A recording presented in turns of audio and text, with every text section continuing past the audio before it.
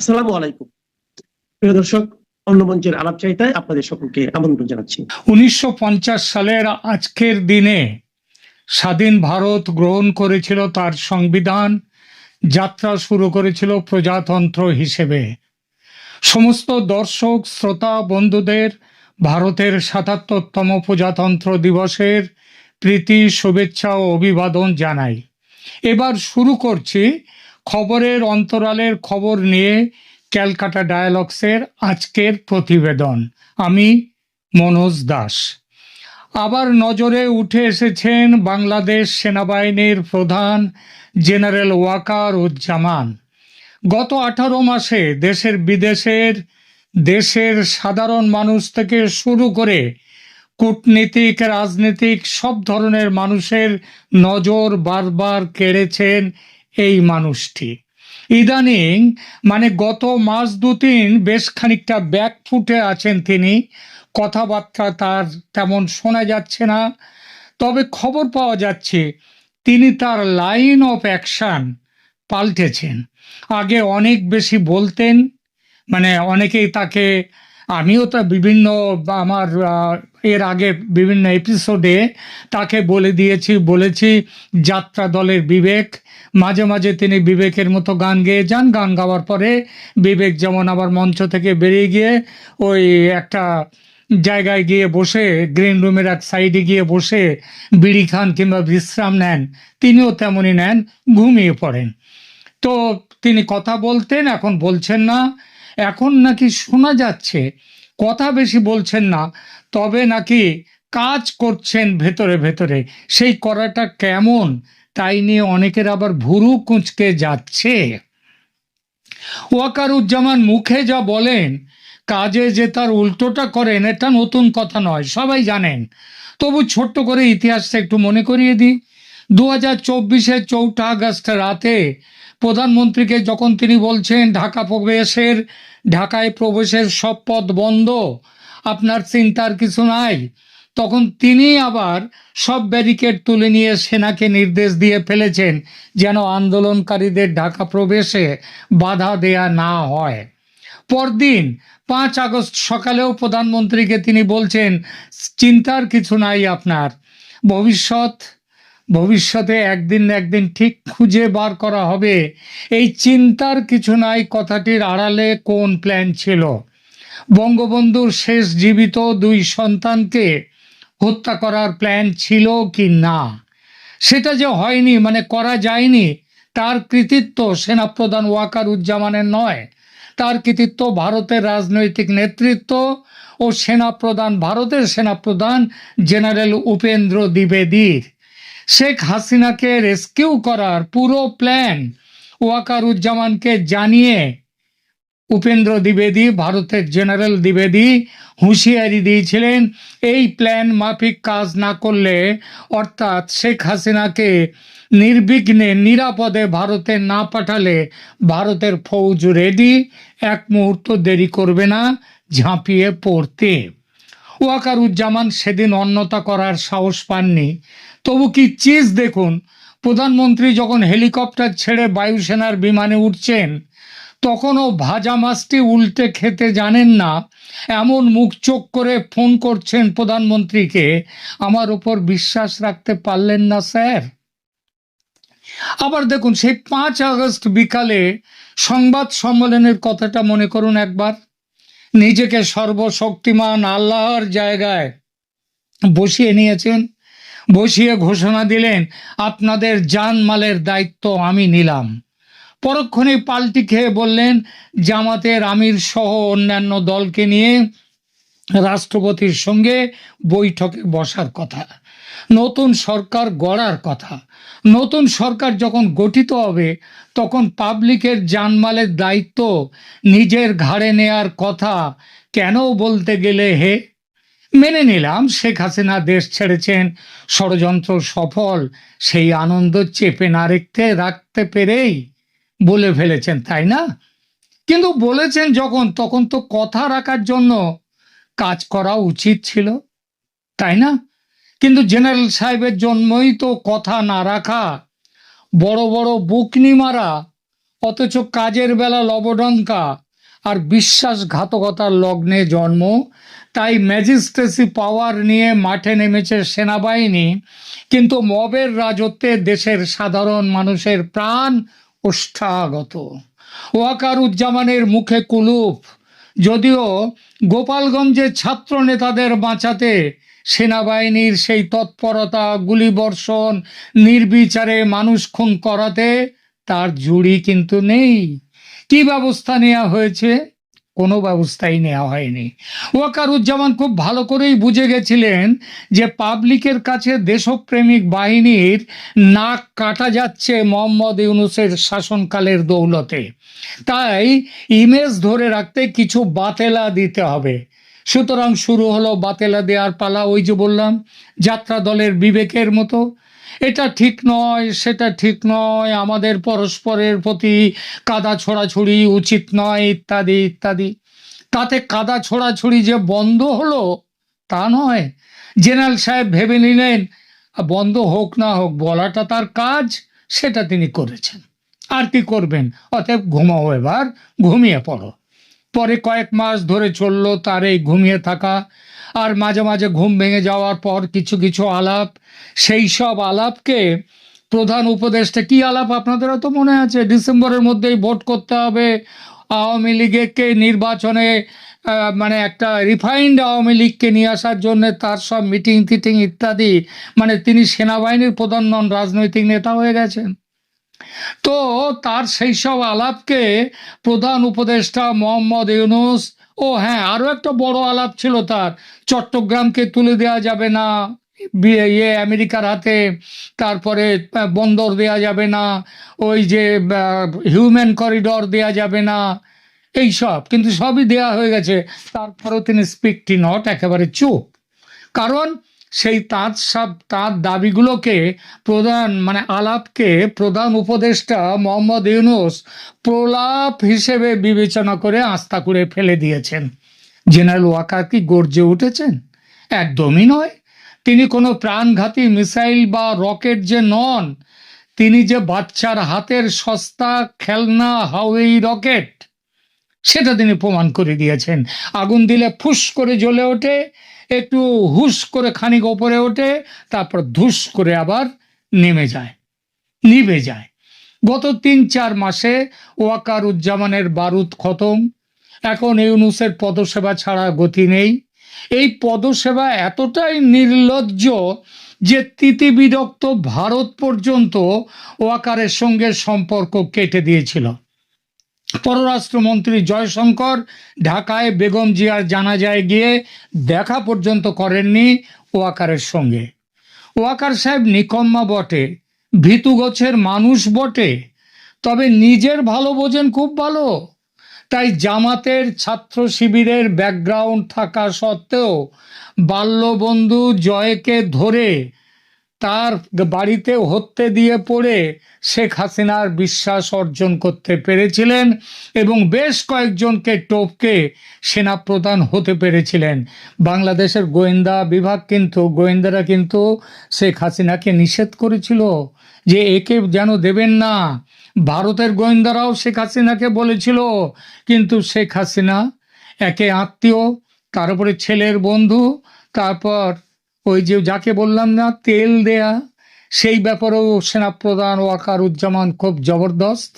ফলে তিনি সেনাপ্রধান হয়ে গেলেন। তারপর কি হলো? 2 মাসের মধ্যে প্রধানমন্ত্রীর পতন ঘটিয়ে বিশ্বাসের প্রতিদান দিলেন। এর একটাই অর্থ, তা হলো নিজের ভালোটা ভালো বোঝেন জেনারেল। আর এর নবতম নিদর্শন হলো যে রাজনীতির ঘরের লোক তিনি সেই ছেলেবেলা থেকে গত 18 মাস যে রাজনীতির সঙ্গে আঠার মতো জড়িয়েছিলেন, তিনি সেই রাজনীতির বিরুদ্ধে নাকি হঠাৎ চলে গেছেন। এই নিয়ে জোর খবর বাংলাদেশে। খবর দুটো খবরের কথা অন্তত বলি। দুটো ব্যাপারে এর নাকি স্পষ্ট ইঙ্গিত পাওয়া যাচ্ছে। এক, জামাতের প্ল্যান অনুযায়ী যে রদবদল হতে যাচ্ছিল সেনাবাহিনীতে, সেই প্রক্রিয়ায় ব্রেক কষে দিয়েছেন ওয়াকারুজ্জামান। গত 18 মাসে এই একটা মাত্র গুরুত্বপূর্ণ কাজ করলেন জেনারেল জামান। একটু পরিষ্কার করে বলা যাক বিষয়টা। বাংলাদেশ সেনাবাহিনীর উচ্চ পর্যায়ে একটা গুরুত্বপূর্ণ রদবদল হওয়ার কথা ছিল জানুয়ারি 2026-এর এই শেষে, এখনো চলছে সময়টা, কিন্তু আপাতত আটকে গেছে। সেনাপ্রধান জেনারেল ওয়াকারুজ্জামান এটি আটকে দিয়েছেন, এই রদবদল। এই ঘটনাটি সাধারণ নির্বাচনী বিবেচনার চেয়ে অনেক গভীর রাজনৈতিক সংঘাতের ইঙ্গিত দেয়। সবচেয়ে গুরুত্বপূর্ণ পদ হলো চিফ অফ জেনারেল স্টাফ, যা সেনাবাহিনীর অপারেশনাল নেতৃত্ব পরিচালনা করে। লেফটেন্যান্ট জেনারেল মিজানুর রহমান শামীম এই পদে অবস্থান করছিলেন এবং জানুয়ারি 21, 2026-এ অবসর গ্রহণের জন্য প্রস্তুতিমূলক ছুটিতে চলে গেছেন তিনি। তার স্থল অভিষিক্ত হতে নির্ধারিত ছিলেন lieutenant general SM. Kamrul Hasan, যিনি সশস্ত্র বাহিনী বিভাগের প্রিন্সিপাল স্টাফ অফিসার এই পদে আছেন।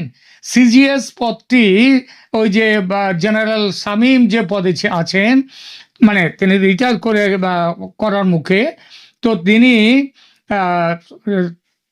তিনি তো ছুটিতে গেছেন বললাম, এবং তার জায়গায় যিনি সশস্ত্র বাহিনী বিভাগের প্রিন্সিপাল স্টাফ অফিসার পিএসও, এই পিএসও হচ্ছেন এস.এম. কামরুল হাসান। তিনি এই সিজিএস পদে আসার কথা ছিল। সিজিএস পদটি সেনাবাহিনীর বাজেট, সামরিক কৌশল এবং অপারেশনাল পরিকল্পনার মূল নিয়ন্ত্রক। এই পদটি সেনাবাহিনীর সর্বোচ্চ সিদ্ধান্ত গ্রহণ প্রক্রিয়ায় অন্যতম কেন্দ্রীয় ভূমিকা পালন করে। এখন এরপরে হচ্ছে প্রিন্সিপাল স্টাফ অফিসার, সশস্ত্র বাহিনী বিভাগ। এই পিএসওর পদটি বিশেষভাবে গুরুত্বপূর্ণ, কারণ এটি সরাসরি প্রধান উপদেষ্টা মোহাম্মদ ইউনূসের অফিসের অধীনে কাজ করে এবং সামরিক বেসামরিক সম্পর্কের সেতু বন্ধন করে। Lieutenant general SM. Kamrul Hasan যখন সিজিএসে পদোন্নত হতেন, তখন এই পদে আসার প্রস্তাব ছিল লেফটেন্যান্ট জেনারেল মোহাম্মদ ফয়জুর রহমানের, যিনি চতুর্থ পদমর্যাদার সামরিক অফিসার হিসেবে কোয়ার্টার মাস্টার জেনারেলের দায়িত্ব পালন করছেন। কোয়ার্টার মাস্টার জেনারেল বা কিউএমজি লজিস্টিক্স এবং সরবরাহ চেন পরিচালনার দায়িত্বে এই পদটি লেফটেন্যান্ট জেনারেল ফয়জুর রহমানের থেকে এটা লেফটেন্যান্ট জেনারেল মইনুর রহমানের কাছে হস্তান্তরিত হওয়ার প্রস্তাব ছিল। লেফটেন্যান্ট জেনারেল মইনুর রহমান তখন সেনা প্রশিক্ষণ ও মতবাদ কমান্ড, যেটা 8 ডক, তার জেনারেল অফিসার কমান্ডারের দায়িত্বে। জাতীয় প্রতিরক্ষা কলেজ এছাড়া এনডিসি, তার যে commandant lieutenant general Mohammad Zainul হক, যিনি সেনাপ্রধানের পরে সবথেকে বয়োজ্যেষ্ঠ বা সিনিয়র মোস্ট অফিসার, তিনি এনডিসির কমান্ড্যান্ট পদে ছিলেন। তিনি জানুয়ারি 2027 পর্যন্ত পদে থাকার নির্ধারিত সেবাকাল পূর্ণ করার আগেই অবসরে তাকে পাঠাবার চেষ্টা চলছিল। এছাড়া পদাতিক বিভাগের জেনারেল অফিসার কমান্ডারদের প্রস্তাবিত রদবদলে অন্তত 4টি পদাতিক বিভাগের কমান্ডারদের স্থানান্তর বা ট্রান্সফার জড়িত ছিল। যেমন 9ম পদাতিক বিভাগ সাভার, যেটা সবথেকে গুরুত্বপূর্ণ পদাতিক বিভাগ, মেজর জেনারেল সারোয়ার ফরিদ এই পদে তার আসার কথা ছিল। ফরিদ আগে ছিলেন জাতীয় নিরাপত্তা গোয়েন্দা বিভাগের পরিচালক জেনারেল। এছাড়া 11 পদাতিক বিভাগের বগুড়ার মেজর জেনারেল নাজিম উদ্দিন দাওলার জন্য একটা নিয়োগ ছিল এবং বগুড়া এলাকার কমান্ডার হিসেবে তারও পদোন্নতি প্রস্তাবিত ছিল। এছাড়া 24তম পদাতিক বিভাগ, সেখানে মেজর জেনারেল মোহাম্মদ আসাদুল্লাহ মিনহাজুল আলমকে লেফটেন্যান্ট জেনারেল পর্যায়ে পদোন্নত করার প্রস্তাব ছিল। এই সমস্ত রদবদল পাকিস্তানের আইএসআই ও জামাতের পরিকল্পনা অনুযায়ী তৈরি ছিল লিস্ট, কিন্তু একেবারে শেষ মুহূর্তে এসে আটকে গেল। রদবদল স্থগিত যে হয়ে গেল, এর কারণটা কি, প্রেক্ষাপটটা কি? গুরুত্বপূর্ণ বিষয় হলো যে এই রদবদলটি সাধারণ নির্বাচনী বিবেচনায় স্থগিত হয়নি, বরং সেনাপ্রধান যদিও সেই কথাটাই বলছেন যে নির্বাচনের আগে এই ধরনের এটা করা উচিত নয়, কারণ তাতে অন্যরকম বার্তা যায়, সুতরাং এটা বন্ধ রাখা হোক, এতে তিনি এটা আটকে দিয়েছেন। কিন্তু আসল কারণ হলো সেনাপ্রধান ওয়াকারুজ্জামান এটা আটকে দিয়েছেন কারণ তিনি এটিকে একটি নরম অভ্যুত্থান বা সফট কু হিসেবে চিহ্নিত করেছেন। এই কুয়ের মধ্যে কারা জড়িত? বিভিন্ন সামরিক অফিসারদের সাথে প্রত্যক্ষভাবে জড়িত জাতীয় নিরাপত্তা উপদেষ্টা খলিলুর রহমান। তিনি আমেরিকার সিআইএ এবং আইএসআই এর সাথে মিলেমিশে এই রদবদলের যে ব্লু প্রিন্ট তৈরি করেছিলেন। তিনি লেফটেন্যান্ট জেনারেল কামরুল হাসানকে সিজিএস এবং লেফটেন্যান্ট জেনারেল ফৈজুর রহমানকে পিএসও পদে রাখার পরিকল্পনা করেছিলেন, যা সামরিক বাহিনীর ওপর বেসামরিক নিয়ন্ত্রণ শক্তিশালী করত। অর্থাৎ সামরিক বাহিনীর যে ক্ষমতা হস্তান্তর হয়ে যেত বেসামরিক সরকারের হাতে। খলিলুর রহমান জামাতি ইসলামের সাথে সংযোগ স্থাপন করেছেন। অনেকেই বলছেন যে তিনি নাকি বিএনপির সাথেও একটা সমঝোতায় এসছেন, এটা যদিও সত্যি নয় বলেই আমার মনে হয়। এবং ফেব্রুয়ারি 12 নির্বাচনে একটি সম্ভাব্য ভবিষ্যৎ সরকারে তিনি যাতে এনএসএ হিসেবে তার অবস্থান সুরক্ষিত রাখতে পারেন তারও চেষ্টা করেছেন, সেই চেষ্টাই এগুলো করেছেন। কিন্তু এত সাধারণ কারণ তিনি নন, তিনি তো মূলত আমেরিকার মানুষ। লেফটেন্যান্ট জেনারেল ফৈজুর রহমান, যিনি জামাতে ইসলামীর খুব ঘনিষ্ঠ বলে পরিচিত, তিনি পিএসও থেকে পরবর্তীকালে সেনাপ্রধানের পদে উন্নীত হওয়ার মুখে ছিলেন পরিকল্পনা মাফিক। এই পরিস্থিতিতে জেনারেল ওয়াকারুজ্জামান, যিনি 2027 জুন পর্যন্ত পদে থাকার কথা যার, তিনি নিজের ভবিষ্যৎটা আক্রান্ত দেখতে পেয়েছেন এবং সেনাবাহিনীর স্বাধীনতার বজায় রাখার কারণ দেখিয়ে ও let a new government come and take the decision, এই কথা বলে এই রদবদল তিনি প্রতিরোধ করেছেন। রদবদলের ব্যর্থতার কি ফলাফলটা, সেটাও দেখার মতো। জানুয়ারি 21-22 এই কয়েকদিন আগেই লেফটেন্যান্ট জেনারেল শামীম এলপিআরে প্রবেশ করার সময় সেনাপ্রধান এই পদক্ষেপটি দ্রুত আটকে দিয়েছেন। লেফটেন্যান্ট জেনারেল শামীম সেনা দপ্তরে একটি আনুষ্ঠানিক বিদায় অনুষ্ঠান পেয়েছিলেন, তবে পদোন্নতির ব্যবস্থা এখন অপূর্ণ রয়ে গেছেন। অবসরকালীন অবস্থায় অফিসাররা পুরো আর্থিক সুবিধা পান কিন্তু কোনো আনুষ্ঠানিক দায়িত্ব রাখেন না। এই রদবদলের পরিকল্পনা সামরিক প্রতিষ্ঠানের অভ্যন্তরীণ ভারসাম্য নিয়ে গভীর উদ্বেগ প্রকাশ করে। সেনাবাহিনী দীর্ঘদিন ধরে বাংলাদেশের রাজনীতিতে একটা বড় ভূমিকা পালন করেছে। এই যে 5ই আগস্টের যে ঘটনা, সেটাও সেনাবাহিনী মূলত ছিল তার পেছনে। তারপরেও যদি এই ধরনের সিদ্ধান্তগুলো, সেগুলো অনেক বড় কৌশলগত এবং রাজনৈতিক প্রভাব রেখে দেয়। তাহলে শেষ বিচারে কি দাঁড়ায়? বাংলাদেশ সেনাবাহিনীর শীর্ষ পদে নির্ধারিত রদবদলে সিজিএস, পিএসও, কিউএমজি সহ মূল পদগুলো জড়িত ছিল, যা একযোগে 3 থেকে 4 জন লেফটেন্যান্ট জেনারেলকে প্রভাবিত করত। এই রদবদলটি সাধারণ প্রশাসনিক ব্যবস্থার চেয়ে বেশি একটা রাজনৈতিক কৌশল ছিল, যা সেনাপ্রধান হস্তক্ষেপ করে ব্যর্থ করে দিলেন। আগেই বলেছি, এটা বাংলাদেশের বর্তমান রাজনৈতিক পরিস্থিতিতে খুবই বিরল ঘটনা। ওয়াকারুজ্জামান এই প্রথম ভেস্তে দিলেন আইএসআই জামাত ইউনূসের বড়সড় পরিকল্পনা। আরও একটা কাজ করেছেন ওয়াকারুজ্জামান, সেটা এরকম: জামাতের পরিকল্পনা ছিল ভোট কেন্দ্র লুটপাট করে গায়ের জোরে নির্বাচনকে সপক্ষে নিয়ে আসা। গণভোটে হ্যাঁ ভোট পেয়ে জিতে সংবিধানকে গুরুত্বহীন করে দেশটাকে আফগানিস্তান করে তোলা, সংসদ ভোটে জিতে ক্ষমতা কুক্ষিগত করা। এর জন্য দরকার ছিল কি? জামাতের প্ল্যান ছিল সেনাবাহিনীকে ভোট কেন্দ্র থেকে দূরে সরিয়ে রাখা। এখানেও বাদ সেধেছেন ওয়াকারুজ্জামান।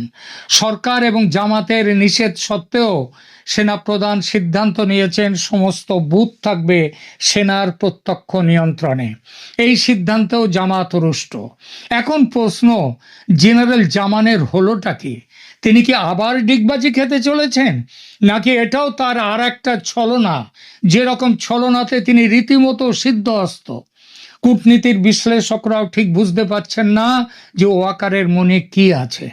এক দলের বক্তব্য, ওয়াকারুজ্জামান বুঝেছেন সব দ্বিধা দ্বন্দ্ব ঝেড়ে ফেলে বাংলাদেশে চরম কোনো ব্যবস্থার সিদ্ধান্ত নিয়ে ফেলেছে ভারত। আর দেরি না করে তাই ওয়াকারুজ্জামান ভেবেছেন তাকেও একটা চূড়ান্ত সিদ্ধান্ত নিতে হবে। ভারতকে ছাড়া বাংলাদেশের বাঁচা যে সম্ভব নয়, পাকিস্তান কিংবা আমেরিকা কেউই যে বাংলাদেশকে বাঁচাতে পারবে না, সেটা ভালোই জানেন জেনারেল। গত 1.5 বছর একাধিকবার বলেছেন সে কথা, তবু নিজের আখের গোছাতে একই সঙ্গে ইউনূস এবং ইউনূসের জামাতের সঙ্গে সম্পর্ক রেখে চলেছেন। কিন্তু এখন দেখছেন আর সেভাবে চলা সম্ভব নয়। দু নৌকোয় পা রেখে আর চলা সম্ভব নয়। ভোটে জামাত জিতলে তার চেয়েও ওবিডিয়েন্ট সার্ভেন্ট, ওয়াকারুজ্জামানের চেয়েও ওবিডিয়েন্ট সার্ভেন্ট মজুদ আছে জামাতের কাছে। সুতরাং ভোট হয়ে গেলে ওয়াকারুজ্জামানের বিদায় নিশ্চিত, এটা বুঝেছেন ওয়াকারুজ্জামান। সুতরাং চেঞ্জ দ্য লাইন। আবার এমনও হতে পারে যে সেনার তত্ত্বাবধানে থাকা ভোট কেন্দ্রে ইউনূস বা জামাতের পক্ষে থাকবে ছাপ্পা ভোটের ব্যাপক ব্যবস্থা। আর হয়তো সেই ব্যবস্থাটাই করেছেন ওয়াকারুজ্জামান।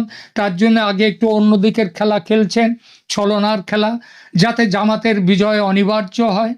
বাংলাদেশের রাজনীতিতে কিন্তু মনে রাখবেন কোনো কিছুই অসম্ভব নয়। আপাতত এখানেই রাখছি।